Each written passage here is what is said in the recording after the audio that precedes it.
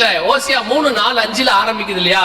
அதுக்கப்புறம் வாசிக்கும் போது அதற்கு 1948க்கு பிறகு ஒவ்வொரு சம்பவங்களாக நடந்து கொண்டிருக்கிற சம்பவங்கள் எல்லாம் அதுல வரிசை கிரமமாக இருக்கு. ஓசியால இருந்து யோவேல் வரைக்கும். இப்ப நம்ம அதை தான் பார்க்க போகிறோம். ஒரு 2-3 சம்பவங்களை பார்த்துட்டு முடிக்க போகிறோம். ஏன்னு சொன்னா அவ்வளவுதான் நமக்கு நேரம் இருக்கும். இதுல இஸ்ரவேல் ஜனங்க திரும்பி வந்த பிறகு அவர்கள் என்ன செய்வாங்களாம்? தேவனை விட்டு தூர போவாங்களாம். தேவனை விட்டு தூர போனதுனால கர்த்தர் என்ன செய்வாரா? அந்த தேசத்தை ஆண்டவர் கைவிடுவார். ஒரு மிக முக்கியமான ஒரு அடையாளம் நடக்கும் என்று ஆண்டவர் சொல்றார். அந்த வசனத்தை வாசிங்க. அதற்கு பிறகு என்ன நடந்துச்சு உங்களுக்கு சொல்றேன். ஓசியாவின் புஸ்தகம் 9ஆம் அதிகாரம். ஓசியாவின் புஸ்தகம் 9ஆம் அதிகாரம் 4வது வசனத்தை வாசிங்க. திராட்சை தோட்டத்தின் இல்ல, அவர்கள் கர்த்தருக்கு திராட்சரசத்தின் பானபலியை வார்ப்பதும் இல்லை, அவருக்கு அங்கீகரிப்பாய் இருப்பதும் இல்லை. அவருடைய பலிகள் அவர்களுக்கு துக்கம் கொண்டாடுகிறவர்கள் அப்பத்தை போல் இருக்கும். அதை புசிக்கிற யாவரும் தீட்டுப்படுவார்கள். அவருடைய அப்பம் அவர்களுக்கே ஆகும். அது கர்த்தருடைய ஆலயத்தில் வருவதில்லை அப்படின்னு இருக்கு. வசனத்தை வாசிக்கும் பொழுது பார்த்து வாசிக்கணும். ஏன்னா அது வசனம் பாருங்களேன், கொஞ்சம் நம்ம கேஷுவலா வாசிக்கிற மாதிரி என்ன செஞ்சிடக்கூடாது, வாசிச்சிடக்கூடாது. அதுக்குன்னு ஒரு மரியாதை கொடுத்து நம்ம வாசிக்கணும். அதான் நான் கொஞ்சம் இந்த ஸ்ட்ராங்கா சொல்லிக்கிட்டு இருந்த வசனம் வாசிக்கிறவங்கள தப்பா வாசிச்சா கோச்சிக்கிட்டு ஏஞ்சி போயிடுறாங்க. வாசிக்கிறது தப்பு, திட்டவும் கூடாது. ஏன்னா அப்படி பழகிட்டாங்க ரொம்ப வருஷமா.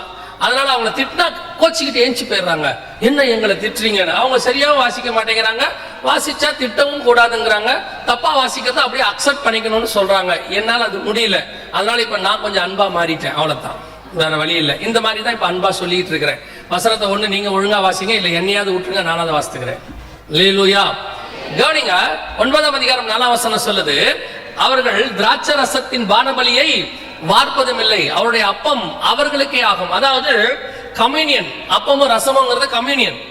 இது ஆலயத்துக்குள் வருவதில்லை. அவர் என்ன சொல்றார் பாருங்க, அது கர்த்தருடைய ஆலயத்தில். என்ன காரணம் அப்படின்னு கேட்டீங்கன்னா, அதுக்கு முன்னாடி 4வது அதிகாரத்திலிருந்து இந்த 9ஆம் அதிகாரம் வரைக்கும் இஸ்ரவேல் ஜனங்கள் எப்படி தேவனை விட்டு தூரம் போனார்கள்னு இருக்குது, தூரம் போவார்கள்னு இருக்குது. அவங்க என்னென்ன செய்வாங்கன்னு இருக்கு. இஸ்ரவேல் ஜனங்களுக்கு ஒரு சுபாவம் உண்டு, உங்களுக்கு தெரியும். நியாயாதிபதிகள் புஸ்தகம் முழுக்க அப்புறம் போய் வாசித்து பாருங்க, வரிசை கிரமமா கொடுத்திருப்பாரு. அவர்கள் தேவன் அவர்களை கொண்டு வருவார் தேசத்துக்கு. அப்புறம் தேசத்துல கர்த்தருக்கு விரோதமான காரியம் செய்வாங்க. ஆசாரியப்பு கூடாரத்துல என்ன செய்வாங்க, ஆண்டவர் யாருக்கிட்டையாவது புடிச்சு கொடுப்பாரு. ஒரு 10 வருஷம் 20 வருஷம் அவங்க இவங்களை கொடுமையா நடத்துவாங்க. உடனே இவங்க ஆண்டவரை போட்டு கதறுவாங்க, ஆண்டவரே எங்களை இப்படி எல்லாம் அடிக்கிறாங்கப்பான்னு. உடனே ஆண்டவர் ஒரு ரட்சகனை எழுப்புவாரு. கிதியோன், எப்தா, சிம்சோன், பாராக் யாராவது எழுப்புவாரு. அப்புறம் கொஞ்ச நாள் ஒழுங்கா இருப்பாங்க. திருப்பி பழையபடி பாவம் செய்ய ஆரம்பிப்பாங்க. அதாவது கர்த்தரை விட்டு தூரம் போக ஆரம்பிப்பாங்க. திருப்பி யாருக்கிட்டையாவது புடிச்சு கொடுப்பாரு. மீதியானத்தை கொடுப்பாரு. அப்புறம் பாத்தீங்கன்னு சொன்னா கானானியத்தை கொடுப்பாரு, பெலிஸ்தியத்தை கொடுப்பாரு. இது நடக்கும். நியாயாதிபதிகளை வரிசை கிரமமா சொல்லிட்டே வருவார், யார் யார் கையில எத்தனை வருஷம் புடிச்சு கொடுத்தாரு அப்படின்னு. எதுக்கு உங்களுக்கு சொல்றேன், இஸ்ரவேல் புத்திரர் இப்பவும் அப்படிதான். 1948ல அவங்க வந்துட்டாங்க. கிட்டத்தட்ட 1900 வருஷம், 850-70 வருஷத்துக்கு மேல அவங்களுக்கு தேசம் இல்ல. அவங்க அழுது அழுது ஜெபம் பண்ணி கடைசி, அதுவும் சொல்ல போனா கடைசி 30 வருஷம் ரொம்ப கொடுமை. 1918ல இருந்து 1938-40 வரைக்கும் ஹிட்லர் கிட்ட அடி வாங்கினாங்க. அப்படி 60 லட்சம் யூதர்கள் கொலை செய்யப்பட்டார்கள். கணக்கு இல்லாம நமக்கு தெரியாது, கணக்கு மட்டும். அந்த அளவுக்கு அவர்கள் சித்திரவதை அனுபவிச்சாங்க. ஆண்டவரை பார்த்து கதறி கதறி கேட்க கடைசி ஆண்டவர் அவங்களுக்கு என்னத்தை கொடுத்தாரு, தேசத்தை கொடுத்தாரு. தேசத்துக்கு வந்தாங்க. தேசத்துக்கு வந்த பிறகு பாத்தீங்கன்னா கொஞ்சம் கொஞ்சமா இப்ப தேசம் தேவனை விட்டு என்னவாயிடுச்சு, தூரம் போக தொடங்கிருச்சு. கர்த்தரை விட்டு ரொம்ப தூரம் போயிருச்சு. இஸ்ரவேல் தேசத்துக்கு இன்னைக்கு நம்ம ஆட்களுக்கு எல்லாருக்கும் ஒரு கனவு இருக்குது, அல்லது ஒரு பொருத்தனை இருக்குது. என்ன இருக்குன்னு கேட்டீங்கன்னா, இஸ்ரவேல் தேசத்துக்கு எப்படியாவது ஒரு டூர் போயிட்டு வந்துடணும் அப்படின்னு சொல்லி கேட்டா அது பேரு புனித பயணம் அப்படின்னு சொல்லுவாங்க, ஹோலி லேண்ட் அப்படிம்பாங்க. நான் அதை ஒத்துக்கொள்ளுகிறது இல்லை. ஏன் அது ஹோலி லேண்ட் இல்ல அப்படின்னு கேட்டீங்கன்னா, ஹோலி லேண்டுங்கிறதுக்கான அர்த்தம் முதல்ல இவங்களுக்கு யாருக்கும் தெரியல. ஹோலி லேண்ட்னா என்னன்னா, மற்ற மதஸ்தர் தங்கள் பாவங்களை தொலைக்கிற இடம் இருக்குல்ல, அங்க போனா தம் பாவம் தொலைக்கப்படுது, பாவ விமோசனம் கிடைக்குதுன்னு நினைக்கிறாங்கல்ல, அந்த இடத்துக்கு பேர் தான் என்னது, ஹோலி லேண்ட். புனித பூமின்னு அர்த்தம், புண்ணிய ஸ்தலம் அப்படின்னு சொல்லுவாங்க. அவர்கள் போறதுக்கு காரணம் அவங்க பாவங்களை தொலைக்கிறதுக்கு. உங்க பாவமும் ஏன் பாவமும் எங்க முழங்கால் போடுறோமோ அங்கேயே கர்த்தர் மன்னிச்சிடுறாரு.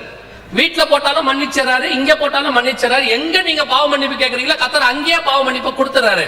அப்புறம் நமக்கு எப்படி இஸ்ரவேல் புனித ஸ்தலமா மாறும்? சரி, புனித ஸ்தலம்னு சொன்னா 1948 வரைக்கும் யாருமே அங்க போல. அப்புறம் அது வரைக்கும் பாவம் போவே இல்லையா அப்படின்னு அர்த்தம் அதல்ல. அது புனித ஸ்தலம் அல்ல, வாக்கு தத்தத்தின் பூமி, ப்ராமிஸ்ட் லேண்ட். அதுக்கு ஆபிரகாமுக்கும் அவன் சந்ததிக்கும் வாக்கு தத்தம் பண்ணப்பட்ட பூமி.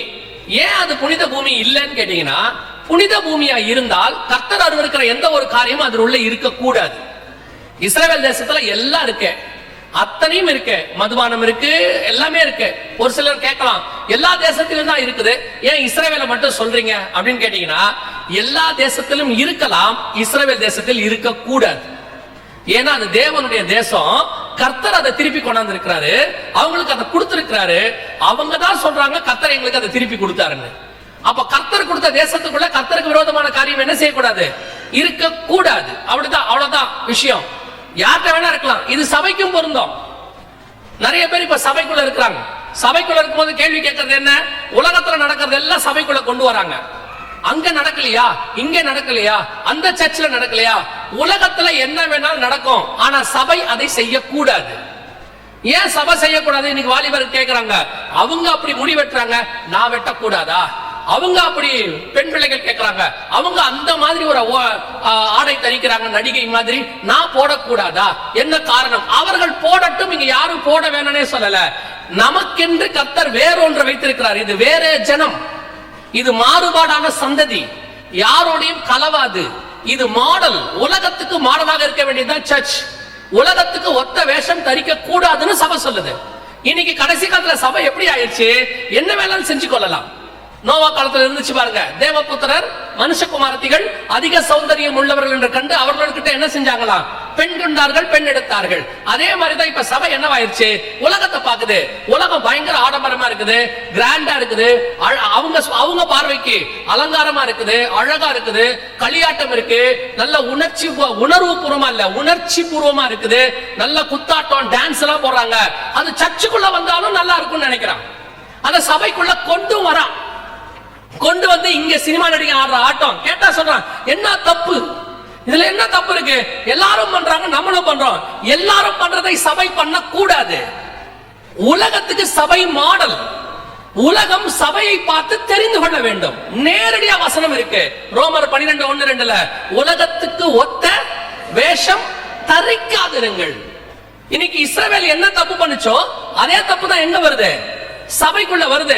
அதனால கர்த்தர் என்ன பண்ணாராம் தெரியுமா? நீங்க வாசிச்ச வசனம் 9:4 சொல்லுது, ஓசியாவின் புஸ்தகத்துல, அவர்கள் திராட்சரசம் பானபலி வார்ப்பதும் இல்லை, அவருடைய அப்பம் அவர்களுக்கே ஆகும், அது ஆலயத்துக்குள் வருவதில்லை. திராட்சரசமும் அப்பமும் கம்யூனியன் சர்ச்சுக்குள்ள வராதுங்கிறாரு. எப்ப வராம இருந்துச்சு?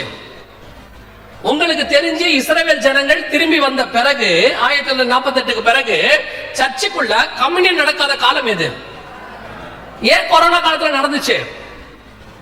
இப்ப நீங்க என்ன சொல்லுவீங்க, கொரோனா மூட சொல்லிட்டாங்க, வர முடியல, அதனாலதான் நாங்க கம்யூனியன் எடுக்கல அப்படின்னா. இப்போ கொரோனா கவர்மெண்ட் சபையை மூட சொல்லிச்சு, நம்ம மூடணும், அதுல எந்த தப்பும் இல்ல. நாம் அதிகாரத்துக்கு கீழ்பட்டு இருக்கிறோம். அவங்க ஒரு சோசியல் டிஸ்டன்ஸ்க்காக அதை செய்ய சொன்னாங்க, அது ஓகே. நான் கேட்கறது அது இல்ல. சபைக்குள்ள நாம கம்யூனியன் எடுக்காத அளவுக்கு இப்படி ஒரு நிலைமை வந்ததுக்கு காரணம் என்ன? இப்படி நடப்பதற்கு காரணம் என்ன? வசனம் தெளிவா சொல்லுது, பாதாளத்தின் வாசல்கள் சபையை மேற்கொள்ளாது. சபை மேற்கொள்ள முடியாது. சபையை எந்த இதுவும் மேற்கொள்ளாது. உலகத்துல இந்த 2000 வருஷமா எப்பேற்பட்ட வியாதி வந்தாலும் அது சபைதான் அதை மேற்கொண்டு இருக்கிறது. எல்லா வியாதியும் சபையில என்னவா இருக்கு, சுகமா இருக்குது. நம்மளே சாட்சி சொல்லி இருக்கிறோம், கேன்சர் சுகமா இருக்கு, எய்ட்ஸ் சுகமா இருக்கு, மரித்தோர் உயிர்ப்பிக்கப்பட்டிருக்கிறார்கள், குழந்தை இல்லாதவர்களுக்கு குழந்தை வந்திருக்கிறது, எத்தனையோ கட்டிகள் மறைத்திருக்கிறது, தலைவலி சரியா இருக்குது, எல்லாத்தையும் சபை மேற்கொண்டிருக்கு. கொரோனால மட்டும் ஏன் சபை? இன்னும் சொல்ல போனா மத்த எல்லா வியாதியை விட கொரோனா ஒன்றுமே இல்லை. இது ஒரு சின்ன வைரஸ், லங்ஸ்ல வரக்கூடிய வைரஸ். ஆனா திடீர்னு சடனா ஷூட் அப் ஆச்சு, மிகப்பெரிய லெவல்ல நடந்துச்சு.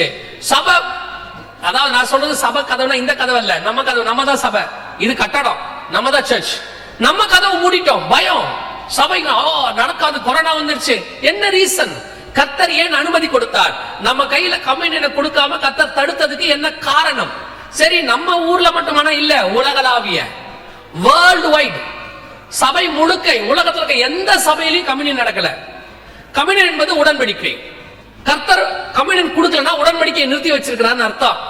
உங்களுக்கு தெரியும், கம்யூனியனை கொடுக்கும் ஆண்டவர் சொன்னாரு, இதை வாங்கி இந்த பாத்திரத்தை வாங்கி பானம் பண்ணுங்கள், என்னுடைய ரத்தத்திலான புதிய உடன்படிக்கையா இருக்கிறது. ஏன் உடன்படிக்கை எடுக்க விடாம தடுத்தார்? இங்க வசனம் என்ன சொல்லுது பாருங்க, திராட்சை ரசத்தின் பான பலியை வார்ப்பதும் இல்லை, அவருடைய அப்பம் அவர்களுக்கே ஆகும், அது கர்த்தருடைய ஆலயத்தில் வருவதில்லை. ஏன் வராம போச்சு? அதான் ரொம்ப முக்கியம். சபைக்குள்ள கர்த்தர் அருவருக்கிற காரியம் வரும்போது ஆண்டவர் சொல்றாரு, நீங்க அந்த 4ஆம் அதிகாரத்துல 8ஆம் அதிகாரம் வரைக்கும் படிச்சு பார்த்துங்க வீட்டுல போய். கர்த்தர் அருவருக்கிற காரியம் சபைக்குள்ள வரும்போது அது தடுத்து நிறுத்தப்படும். அது சபைக்குள்ள ஏன் உடன்படிக்கை வேண்டாம், நீங்க உள்ளுக்குள்ள அருவருப்பை கொண்டாண்டீங்கன்னு சொல்றாரு. என்ன அருவருப்பு வந்துச்சு? உலகளாவிய அருவருப்பு. அமெரிக்க தேசத்துக்கு போயிட்டீங்கன்னு சொன்னா, இப்போ இஸ்ரவேல் தேசம் எப்பேற்பட்ட பாவத்தை செஞ்சிச்சு நான் உங்களுக்கு சொல்றேன். நான் அவர்கள் குற்றப்படுத்துறதுக்கு சொல்லல, அந்த காரியம் சபைக்குள்ளேயும் இருக்குன்றதுக்காக நான் சொல்றேன். வெளிப்படுத்துற விசேஷம் 11ஆம் அதிகாரம் 8வது வசனத்தை வாசிங்க. வெளிப்பாடு 11:8 வாசிங்க. இல்ல வெளிப்பாடு 11:8.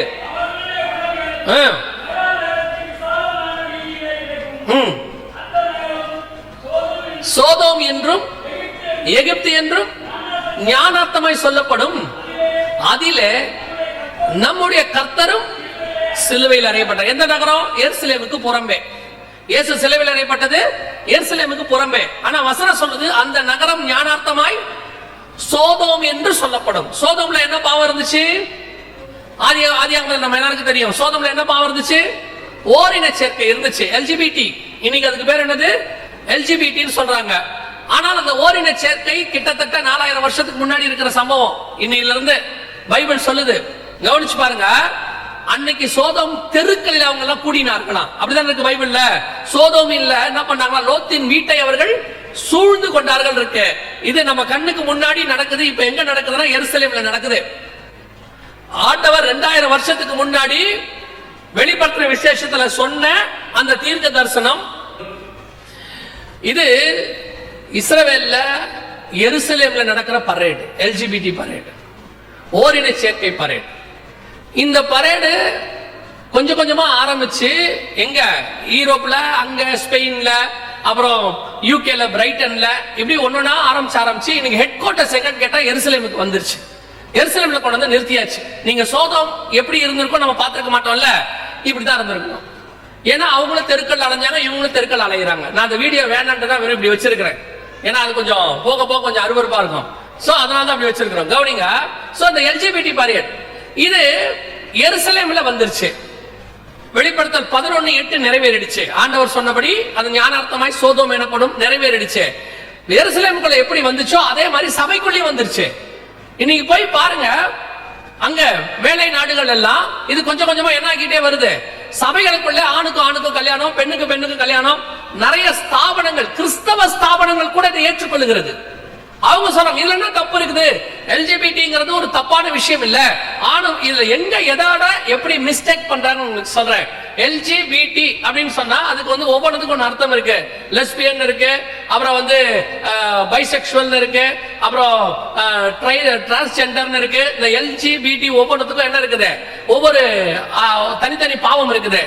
ஆனா இந்த டிரான்ஸ்ஜெண்டர் இருக்காங்கல்ல, பிடின்னு இருக்குல்ல, இந்த டிரான்ஸ்ஜெண்டர் திருநங்கைகள்னு நம்ம சொல்றோம்ல, இவங்களை கொண்டது இவங்களோட சேர்த்துக்கிறாங்க. அவங்க யாரு? இந்த ஓரின சேர்க்கைக்காரங்க.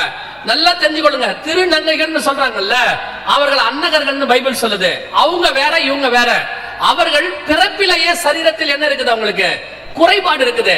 இது குறைபாடு இல்ல, திமிரு. இது என்ன கிடையாது, குறைபாடு கிடையாது. வளர வளர வளர ரோமர்ல எழுதுறாரு, பவுல் எழுதுறாரு, அவர்கள் சுபாவத்தின்படி இல்லாதபடிக்கு அவங்க சுபாவத்துக்கு புறம்பே வேற மாதிரி போறாங்க. ஒரு காலகட்டத்துல இது வந்து இயற்கையா வர்றது கிடையாது. அவங்களுக்கு சில காரியங்களை பார்க்கறதுனால ஏற்படக்கூடியதான ஈர்ப்பு. ஒரு காலத்துல அவங்களே மனம் திரும்பிடுறாங்க. ஆனா டிரான்ஸ்ஜெண்டருக்கு என்ன செய்ய முடியாது, மாத்த முடியாது. இவங்க அவங்கள இவங்களோட வச்சுக்கிட்டு இவங்க செய்யற பாவத்துக்கு அவங்களையும் துணையா சேர்த்துக்கிறாங்க. நல்லா தெரிஞ்சுக்கொள்ளுங்க, ஓரின சேர்க்கையாளர்கள் வேறு, அன்னகர்கள் திருநங்கைகள் வேறு. அவங்களையும் இவங்களையும் என்ன பண்ணக்கூடாது, கலக்கக்கூடாது. அவங்க இயற்கையிலேயே பிறக்கும் போதே அவங்களுக்கு சரீரத்தில் அப்படி ஒரு தாட், அவங்களுக்கு சரீரம் அப்படி அமைக்கி இருக்கு. இவங்களுக்கு இப்படி இல்ல, வளர வளர வளர இவங்களுடைய சிந்தனைகள்ல வர்றது, அப்புறம் இவங்களே மாறிடுவாங்க. அப்படி மாறினவங்க எத்தனையோ பேர் எனக்கு தெரியும். அவங்க கடைசியில இல்ல இது தப்பு அப்படின்னு விட்டுட்டு வந்தவங்க இருக்கிறாங்க. இப்போ இந்த காரியம் சபை என்ன சொல்லுதுன்னா, சபைக்குள்ள இப்படிப்பட்ட காரியங்கள் வருது, பல இடங்களில் திருமணம் நடத்தி வைக்கப்படுது, வசனத்தின்படி அது தப்பு, சபை அதை அலோ பண்ணாது, பண்ணவும் கூடாது. பண்ணினா என்ன ஆகும்? அந்த ஓசியா புஸ்தகம் 9ஆம் அதிகாரம் 4ஆம் வசனத்துல வந்த மாதிரி அந்த சபையோடு கூட கர்த்தருக்கு இருக்கிற உடன்படிக்கை நின்று போகும். கர்த்தர் அந்த சபையை விட்டு வெளியே போவார். 8ஆம் அதிகாரம் எசேக்கியேல் புஸ்தகத்துல வாசிச்சு பாருங்க. ஆண்டவர் சொல்றார் 6 முதல் 9 வசனத்துல, மனுபுத்திரனே அவர்கள் செய்கிறதை காண்கிறாயா. 8:6 இருக்கும். மனுபுத்திரனே அவர்கள் செய்கிறதை காண்கிறாயா, என் பரிசுத்த ஸ்தலத்தை விட்டு என்னை தூரமாய் போகும் பண்ணும்படியான காரியத்தை இஸ்ரவேல் வம்சத்தார் தேவ ஜனங்கள் செய்கிறார்கள், இதிலும் மேலான அருவருப்புகளை நீ காண்பாயின்னு வசனம் சொல்லும். அப்படி ஒரு அருவருப்பு தான் இந்த மாதிரி காரியங்கள். இது மேலை நாடுகள்ல இருந்துச்சு, இப்ப சர்ச்சுக்குள்ள இங்கே வருது. இங்கேயும் பல அரசாங்கங்கள் அதை ஏற்றுக்கொள்கிறது. உலகமே ஏற்றுக்கொண்டாலும் சரி, பைபிள் ஒரு விஷயத்தை தப்புன்னு சொன்னா அது தப்பு தான். யார் சொன்னாலும் சரி தப்பு தப்பு தான், அவ்வளவுதான். இல்லைங்க எல்லாரும் சரின்றாங்க, எல்லாரும் சரி சொன்னாலும் பைபிள் சரி சொல்லல, அவ்வளவுதான். ஒரு போதகர் இப்படி பிரசங்கம் பண்றாரு, நான் யாரையும் என் சர்ச்சுக்கு தடை பண்ண மாட்டேன், ஓரின சேர்க்கையாளர்களை கூட நான் வரவேற்கிறேன். வரவேற்கிறது தப்பே கிடையாது. இப்பவும் சொல்றேன், அவங்க வரட்டும், வந்து மனம் திரும்பணும்.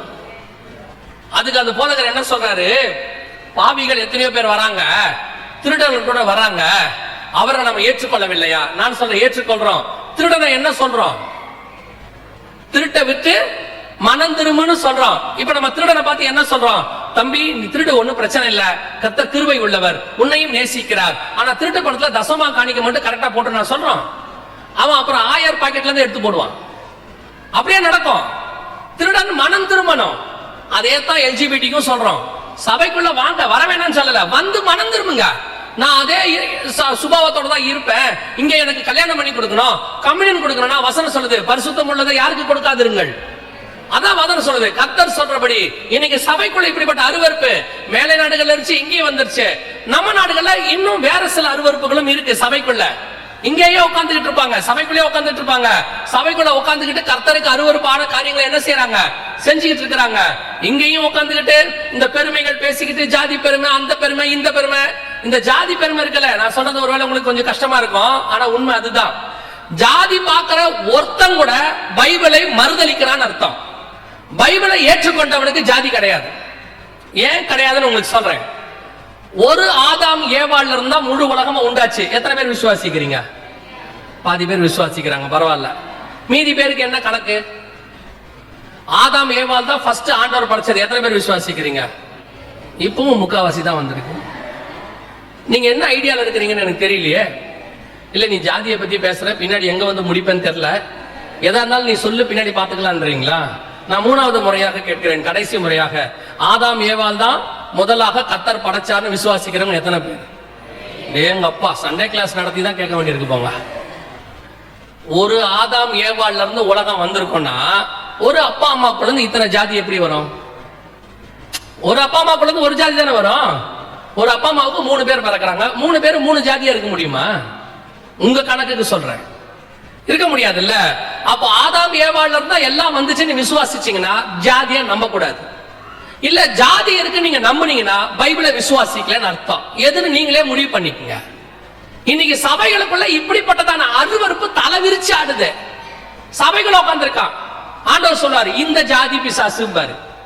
நான் சொல்றேன் அவர் சொன்ன விஷயம் வேற. நான் சொல்றேன் இந்த ஜாதி பிசாசு. சபைக்குள்ள உட்கார்ந்துருக்கோம், அது நல்லா தான் இருக்கும், மறைஞ்சு உட்கார்ந்துருக்கோம். 18 வருஷமா ஒரு அம்மா கூனியோட இருந்தாங்கல்ல, அது பிசாசு இருக்கதே தெரியல. அதே மாதிரி நிறைய பேருக்கு அந்த பிசாசு உட்கார்ந்துருக்கோம். எப்ப வரும் தெரியுமா? பொண்ணுக்கோ பையனுக்கோ மாப்பிள்ளையோ பொண்ணோ பார்க்கும் போது எட்டி பார்க்கும் அந்த பிசாசு. அவங்க கேட்பாங்க, எனக்கு நான் பாக்குறது இல்லைங்க, சொந்தக்காரங்க ஒத்துக்க மாட்டாங்க, ஊர்ல போனா ஒத்துக்க மாட்டாங்க, நீ பரலோகத்துக்கு போனா கூட தான் அவன் ஒத்துக்க மாட்டான், அதனால பரலோகத்துக்கு போகாம விட்டுருவீங்களா? யோசிச்சு பாருங்க. எதுக்கு சொல்ல வர, இன்னைக்கு இப்படிப்பட்ட அருவருப்புகள் இங்க இருக்கு. அவனுக்குள்ள அந்த அருவருப்பு, அது பிசாசுடைய இன்னொரு டூல். ஜாதி பிசாசுடைய இன்னொரு டூல்.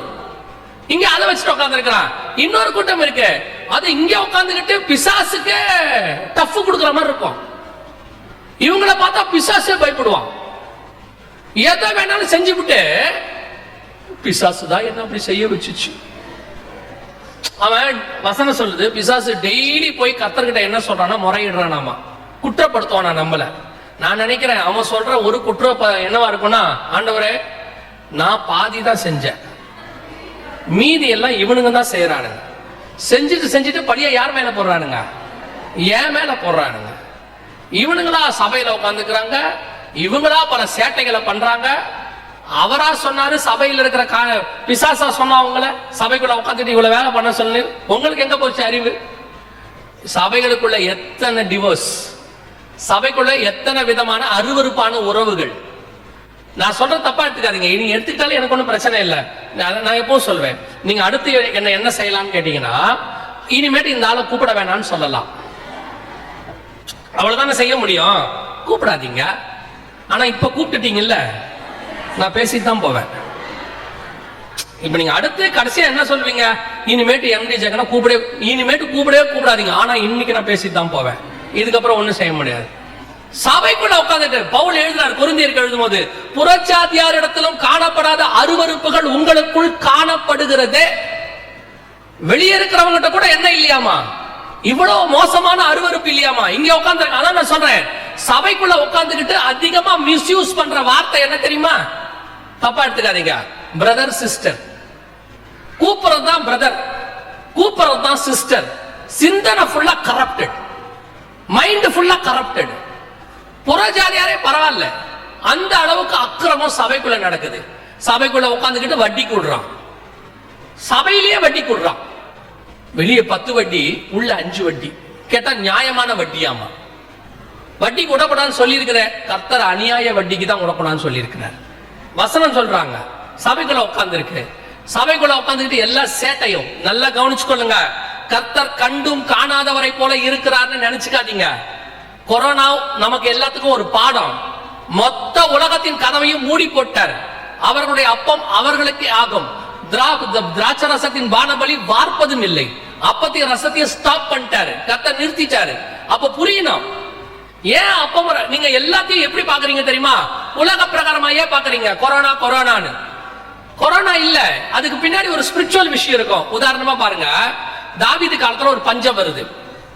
பஞ்சம் வந்த உடனே நியாயமா நம்மள என்ன பண்ணுவோம்?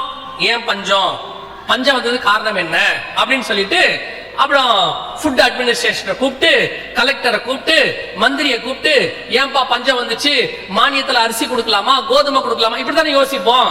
ஆனா தாவீது என்ன யோசிச்சானா, ஆண்டவரே என் நாட்டில் ஏன் பஞ்சம் வந்துச்சு, வர்றதுக்கு என்ன காரணம் போய் அவன் ஜெபம் பண்ணானா. கர்த்தர் சொல்றாரு, சவுல் காலத்தில் ஒரு ரத்தப்பழி சிந்தப்பட்டது, அதற்கு காரியத்தை இப்ப நான் பஞ்சத்துல பழி வாங்குறேன்னு. இப்ப உடனே அவன் என்ன பண்றான்? அந்த கூட்டத்தை கூட்டு அவர்களுக்கு தேவையானதை செஞ்ச உடனே தேசத்தை விட்டு பஞ்சம் நீங்கிற்றுன்னு இருக்கு. அப்ப தேசத்தில் வரக்கூடிய ஒவ்வொரு விஷயத்துக்கு பின்னாடியும் கர்த்தருடைய திட்டம் ஒண்ணு இருக்கும். உலகம் அதை உலகத்தின் காரணமா பார்க்கும். நீங்களும் நானும் ஸ்பிரிச்சுவலி பார்க்கணும். அப்பதான் நீங்களும் நானும் ஸ்பிரிச்சுவல் பர்சன். யோசிச்சு பாருங்க, எகிப்துல வாதை வந்துச்சு, கொள்ளை நோய் வந்துச்சு. பார்வோனை பொறுத்த வரைக்கும் அது கொள்ளை நோய். ஆனால் இஸ்ரவேல் ஜனங்களை பொறுத்த வரைக்கும் கர்த்தர் அனுப்பினார். அதான் ஸ்பிரிச்சுவலி பாக்குறது. நம்ம இப்ப ஸ்பிரிச்சுவலி பாக்குறது இல்ல, எதை பார்த்தாலும் உலக பிரகாரமா அவங்க பாக்குற மாதிரியே தான் நம்மளும் பாக்குறோம். கடைசி காலத்துல இவ்வளவு இயற்கை பேரழிவு, நம்ம நாளைக்கு நாளைக்கு பார்க்க போறோம்.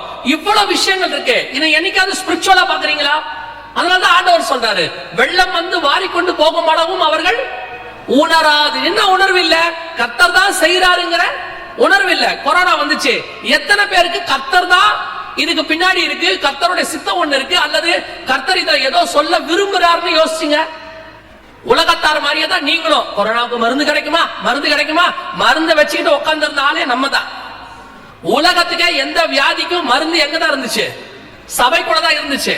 ஆனா சபையே மருந்துக்கு அலைஞ்சிச்சு. காரணம் என்ன? உலக பிரகாரமாய் மாறிட்டோம். கர்த்தர் அதுக்கு பின்னாடி என்ன சொல்ல விரும்புறாருன்னு கேட்கல. அதனுடைய விளைவு என்ன? அப்பமும் ரசமும் கர்த்தர் நிறுத்திட்டார். அப்ப நமக்கு தோணணும்ல, ஏன் திடீர்னு கம்யூனியன் நின்றுச்சு, ஏன் அப்பமும் ரசமும் கொடுக்க விடாம ஆண்டவர் நிறுத்திட்டாரு, என்ன காரணமா இருக்கும் அப்படின்னு கேட்டா தானே கர்த்தர் அதை வெளிப்படுத்தி கொடுப்பாரு. நாம அதை கேட்கவே இல்லை ஆண்டவர்கிட்ட. எல்லாரும் மாதிரி ஆயிட்டோம். கர்த்தர் எப்ப சபைக்குள்ள இந்த அருவருப்பு இருந்துச்சோ தெரியப்படுத்துறதுக்கு தான் இதெல்லாம் அனுமதி கொடுத்தார். நல்லா தெரிஞ்சுக்கொள்ளுங்க, உலகத்திலேயே சீக்கிரம் சபை திறந்தது இந்தியாவில தான். கொரோனாவுக்கு அப்புறம் சீக்கிரம் சபை திறந்தது இந்தியாவில தான், குறிப்பா தமிழ்நாட்டில தான். செப்டம்பர் மாசமே சபையெல்லாம் திறக்கிறதுக்கு அனுமதி கொடுத்துட்டாங்க. பல நாடுகள்ல வருஷ கணக்குல கர்த்தர் அனுமதி கொடுக்கல. கனடாலலாம் 2022 23 தான் திறந்தாங்க. பல நாடுகள்ல 21 22 தான் திறந்தாங்க. ஆனா நமக்கு 2020 செப்டம்பர்லயே திறப்பதற்கு கர்த்தர் அனுமதி கொடுத்தார். எதுக்கு சொல்றேன்னா, கர்த்தர் உணர்த்துறார். அந்த உணர்த்துறதுக்கு ஏற்ற மாதிரி நம்ம மனம் திரும்பிட்டா கர்த்தர் சபையை மீண்டும் திறக்க அனுமதி கொடுப்பார். நல்லா தெரிஞ்சுக்கொள்ளுங்க, சபைக்குள்ள உலகத்துல எது நடந்தாலும் அதுக்கு பின்னாடி தேவன் என்ன அனுமதிச்சிருக்கிறார்னு போய் ஆண்டவர்கிட்ட கேட்கணும். ரெபெக்காள் வயித்துல பிள்ளை ஒன்றோட ஒன்று மோதிக்கொண்டது. இப்ப நீங்களா தான் என்ன பண்ணிருப்பீங்க? நம்மளா தான் என்ன பண்ணிருப்போம்? இமிடியேட்டா ஸ்கேன் சென்டர், இமிடியேட்டா டாக்டர், அவருக்கு ஒரு 5000 ரூபாய் ஸ்கேன் எடுக்கணும், 2000 ரூபாய் ஸ்கேன் எடுக்கணும், கைனகாலஜிஸ்ட போய் பார்க்கணும். இல்ல அவரை போய் பார்த்து கடைசி அவங்க சொல்லுவாங்க ஒண்ணும் இல்ல, பிள்ளை பிறந்து படுத்திருக்குன்னு சொல்ல போறாங்க. இவ்வளவுதான். ஆனா அதுவே கர்த்தர்கிட்ட போனீங்கன்னா, உன் வயிற்றில் 2 சந்ததி உருவாகி இருக்கிறது, மூத்தவன் இளையவனை சேவிப்பான், மொத்த ஹிஸ்டரியும் கர்த்தர் சொல்லி கொடுத்துட்டாரு. ஸ்பிரிச்சுவலா பாக்குறதுக்கும் வேர்ல்ட்லியா பாக்குறதுக்கும் இதான் டிஃபரன்ஸ். இதே தான் எல்லாத்திலையும் பார்க்கணும். நாம அப்படி பார்க்கிறது இல்ல. இஸ்ரவேல் ஜனங்கள் எப்படி தேசத்துக்குள்ள எல்ஜிபிடி அருவருப்பை அலோ பண்ணாங்களோ அதே மாதிரி சபைக்குள்ள எல்லா அருவருப்பும் வந்துருச்சு. சபை அருவருப்பை விட்டு, சபையை விட்டு அருவருப்பை வெளியே தள்ளணும். இல்ல நடக்காது, அப்படி இல்ல. நம்ம அதெல்லாம் ரொம்ப சகஜம், உலகத்தோட ஒத்து வாழணும், காலத்துக்கு ஏத்த மாதிரி நம்ம மாறணும் எல்லாம் சொன்னீங்கன்னா, ஒரு நாள் கர்த்தர் சபையை விட்டு வெளியே போவார், இன்னொரு நாள் கம்யூனியனை கர்த்தர் நிறுத்தி போட்டார். அதான் நடந்துச்சு. இது 9:4-5 ஓசியாவின் புஸ்தகத்துல நடைபெற்றது. கர்த்தர் சொன்னபடியே நடந்துச்சு. இப்ப கர்த்தர் கிருபையா திறந்திருக்கிறார். திருப்பி நான் ஒன்னு சொல்லிட்டு அடுத்த பாயிண்ட்டுக்கு போறேன். இது கர்த்தர் கொடுத்திருக்கிற கிருபை. இப்ப இதை விட மோசமான ஒன்று வருகிறது. வெளிப்படுத்துற விசேஷத்துல இருக்கு. ஐநா சபை WHO அனௌன்ஸ் பண்ணிருக்கிறாங்க. இதை விட மோசமான காரியங்கள் எல்லாம் பூமிக்குள் வந்து கொண்டு இருக்கிறது உங்களுக்கே தெரியும். நியூஸ்ல பாத்துக்கிட்டே இருக்கீங்க. பூமியானது மிக மோசமான கண்டிஷனுக்கு போயிட்டு இருக்கு. சபை மட்டும் ஒழுங்கா இல்லைன்னா பூமி பாதிக்கப்படும் போது சபையும் பாதிக்கப்படும். எகிப்து முழுக்க வாதை வந்தது, அது இஸ்ரவேல் இருந்த கோசே நாட்டில் மட்டும் வரவில்லைன்னு இருக்கு. அதே மாதிரிதான் திருப்பி சொல்றேன், உலகம் முழுக்க வரும். அது தேவ பிள்ளைகள் வீட்டுக்குள் வராதபடி பாதுகாக்க கர்த்தர் வல்லமை உள்ள தேவனாய் இருக்கிறார். இல்லைன்னா உலகத்தோட சேர்ந்து நம்மளும் பாதிக்கப்பட வேண்டி வரும். இப்ப கர்த்தர் கிருபையை நமக்கு தந்திருக்கிறார்.